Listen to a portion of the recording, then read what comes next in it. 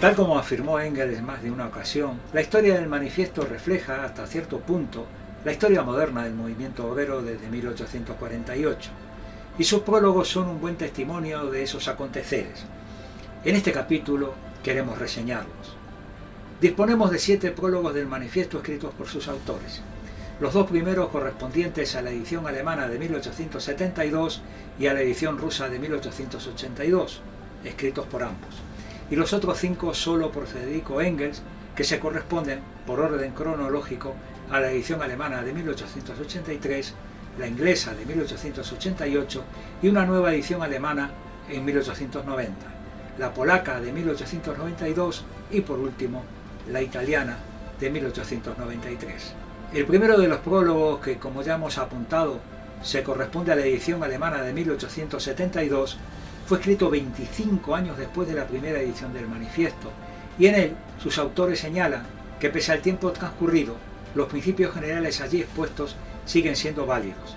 Recuerdan que ya ellos habían señalado que la aplicación práctica de los principios expuestos en el manifiesto dependería, en todas partes y en todo tiempo, de las circunstancias históricas existentes.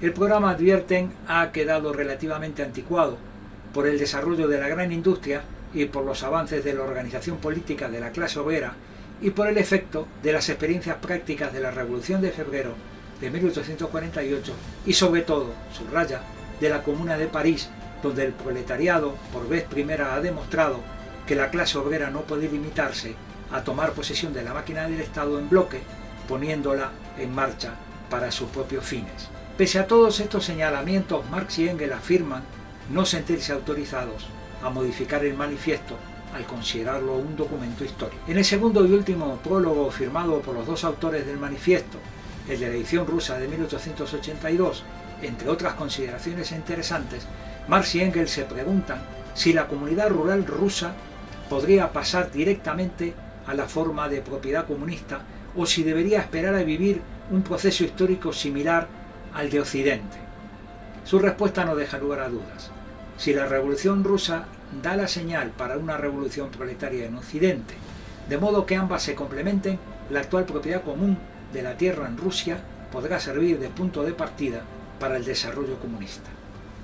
A partir de la edición alemana de 1883, los prólogos solo estarán firmados por Engels, ya que, como nos dice su autor, Marx, ese hombre a quien la clase obrera de toda Europa y América debe a más que hombre alguno, descansa en el cementerio de Highgate. En este brevísimo prólogo, Engels nos advierte que la idea central que inspira al manifiesto, que el régimen económico de la producción y la estructuración social que de él se deriva, constituye la base sobre la cual se asienta la historia política e intelectual de esa época, y que por tanto toda la historia de la sociedad, una vez disuelto el primitivo régimen de la comunidad del suelo, es una historia de la lucha de clases, y que el proletariado no puede emanciparse sin emancipar para siempre a la sociedad entera. Esta idea, nos dice, esta idea cardinal fue fruto personal y exclusivo de Marx. El prólogo más extenso es el firmado por Engels para la edición inglesa de 1883. En él su autor nos señala las duras condiciones que le tocó vivir al movimiento obrero después de las derrotas de las revoluciones de 1848, ya sé que su actividad fue brutalmente perseguida.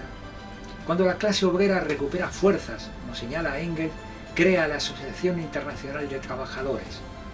La asociación, continúa Engels con su relato, no pudo hacer suyo el manifiesto, ya que se vieron obligados a asumir un programa bastante amplio, que fuera capaz de ser asumido a su vez por todas las organizaciones integrantes. Con esta explicación, Engels se remite al espíritu del manifiesto y nos vuelve a brindar una concepción unitaria a la altura de su talento.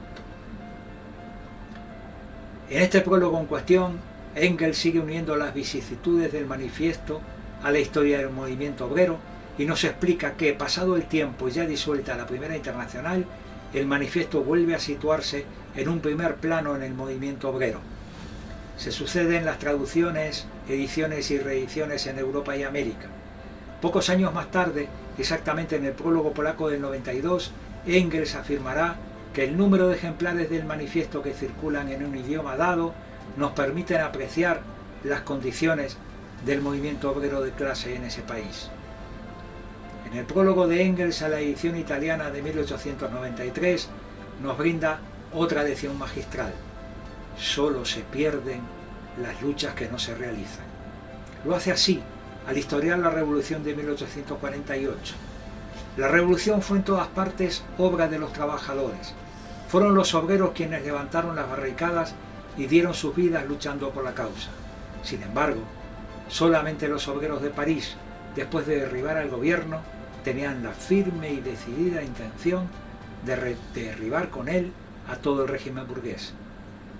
Aunque las revoluciones de 1848 no tenían carácter socialista, prepararon sin embargo el terreno para el advenimiento de la revolución socialista, continúa Engels explicándonos.